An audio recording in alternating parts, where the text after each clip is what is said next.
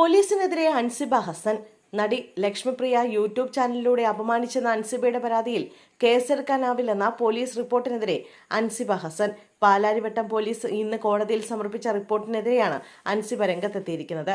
വിഷയം കേവലം ഒരു മാനനഷ്ട കേസ് മാത്രമാണ് എന്നാണ് പാലാരിവട്ടം പോലീസ് കോടതിയിൽ സമർപ്പിച്ച റിപ്പോർട്ടിൽ പറഞ്ഞതെന്ന് അൻസിബ ചൂണ്ടിക്കാട്ടി. അൻസിബ നൽകുന്ന പരാതികൾ അന്വേഷിക്കലല്ല കേരള പോലീസിന്റെ ജോലി എന്ന് സർക്കാർ കോടതിയിൽ പറഞ്ഞതായും അറിഞ്ഞു. സ്ത്രീത്വത്തെ അപമാനിക്കുന്നതിനെ ഏത് തുലാസിലാണ് നിങ്ങൾ അളക്കുന്നതെന്ന് വ്യക്തമാക്കണമെന്ന് അൻസിബ ആഞ്ഞടിച്ചു. ഫേസ്ബുക്ക് പോസ്റ്റിലൂടെയായിരുന്നു അൻസിബയുടെ പ്രതികരണം. മുഖ്യമന്ത്രി വി.ഡി. സതീശനെയും ആഭ്യന്തരമന്ത്രി രമേശ് ചെന്നിത്തലയെയും കേരള പോലീസ് മേധാവിയെയും ടാഗ് ചെയ്താണ് അൻസിബ ഫേസ്ബുക്ക് പോസ്റ്റ് പങ്കുവച്ചത്.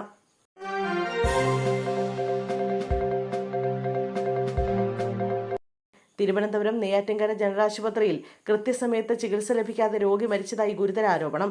നെഞ്ചുവേദനയെ തുടർന്ന് അടിയന്തര ചികിത്സയ്ക്കെത്തിയ നെയ്യാറ്റിൻകര സ്വദേശിയായ 52-കാരനായ രാജേഷ് കുമാറാണ് ആശുപത്രിയിൽ വെച്ച് കുഴഞ്ഞു വീണ് മരിച്ചത്. കടുത്ത നെഞ്ചുവേദനയാണെന്ന് ഡ്യൂട്ടിയിലുണ്ടായിരുന്ന ജീവനക്കാരെ അറിയിച്ചിട്ടും അത് വകവയ്ക്കാതെ OP ടിക്കറ്റിനായി ജനറൽ ക്യൂവിൽ നിൽക്കാൻ ആശുപത്രി അധികൃതർ ആവശ്യപ്പെട്ടെന്നാണ് കുടുംബത്തിന്റെ പ്രധാന ആരോപണം. അരമണിക്കൂറോളം കടുത്ത വേദനയോടെ ക്യൂവിൽ നിന്ന ശേഷമാണ് രാജേഷ് കുമാർ ആശുപത്രി വരാന്തയിൽ കുഴഞ്ഞു വീണത്. അടിയന്തരമായി കൃത്യസമയത്ത് ചികിത്സ ലഭിക്കാതിരുന്നതാണ് രാജേഷിന്റെ മരണത്തിന് കാരണമായതെന്ന് ബന്ധുക്കൾ ആവർത്തിച്ച് ആരോപിക്കുന്നു. വിവരമറിഞ്ഞ വലിയ പോലീസ് സന്നാഹവും ആശുപത്രിയിലെത്തി.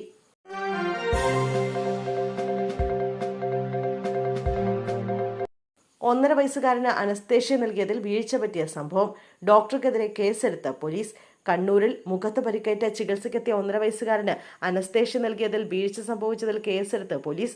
ബേബി മെമ്മോറിയൽ ആശുപത്രിയിലെ അനസ്തേഷ്യ ഡോക്ടർ അഞ്ജലി പൊതുവാളിനെതിരെയാണ് പയ്യന്നൂർ പോലീസ് കേസെടുത്തത്. ഡോക്ടറുടെ അശ്രദ്ധ കാരണം കുട്ടിക്ക് ബ്രെയിൻ ഡാമേജ് സംഭവിച്ചെന്നാണ് FIR. കണ്ണൂർ എരമ സ്വദേശികളായ ദമ്പതികളുടെ കുഞ്ഞ് കളിക്കുന്നതിനിടെ വീണ് പരിക്കേറ്റ് ചുണ്ടിലും മുഖത്തുമായിരുന്നു പരിക്ക്. ആദ്യം മാതമംഗലത്തെ പ്രാഥമിക ആരോഗ്യ കേന്ദ്രത്തിലെത്തിച്ച് പ്രഥമ ശുശ്രൂഷ നൽകി. തുടർന്ന് പയ്യന്നൂർ ബേബി മെമ്മോറിയൽ ആശുപത്രിയിലേക്ക് കൊണ്ടുപോയി. സ്റ്റിച്ചിടാൻ വേണ്ടിയാണ് ഡോക്ടേഴ്സ് കുഞ്ഞിന് അനസ്തേഷ്യ നൽകിയത്. ഇതോടെ കുഞ്ഞിന് ബോധനഷ്ടമായി. തുടർന്ന് വിദഗ്ധ ചികിത്സയ്ക്ക് കണ്ണൂരിലെ ബേബി മെമ്മോറിയൽ ആശുപത്രിയിലേക്ക് മാറ്റി.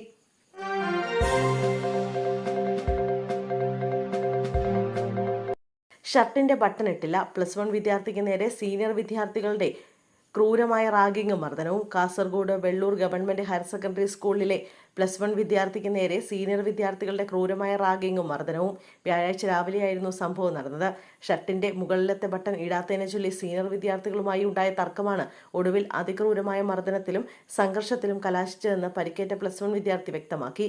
മർദ്ദനത്തിനിരയായ വിദ്യാർത്ഥിയുടെ തല സ്കൂൾ കെട്ടിടത്തിലെ ഇരുമ്പ് ഗ്രില്ലിൽ ബലമായി ഇടിപ്പിക്കുകയും നെഞ്ചത്ത് ആഞ്ഞു ചവിട്ടുകയും ചെയ്തതായി സ്കൂൾ അധികൃതർക്കും പോലീസിന് നൽകിയ പരാതിയിൽ വ്യക്തമാക്കുന്നുണ്ട്.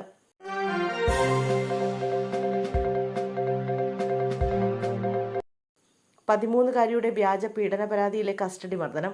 SI ജയമോഹനെതിരെ ശക്തമായ നടപടി. 11-കാരിയായ പെൺകുട്ടിയുടെ വ്യാജ പീഡന പരാതിയുടെ അടിസ്ഥാനത്തിൽ യുവാവിനെ നിയമവിരുദ്ധമായി കസ്റ്റഡിയിലെടുത്ത് അതിക്രൂരമായി മർദ്ദിച്ചെന്ന പരാതിയിൽ കൂടൽ പോലീസ് സ്റ്റേഷനിലെ SI ജയമോഹനെതിരെ ശക്തമായ നടപടി.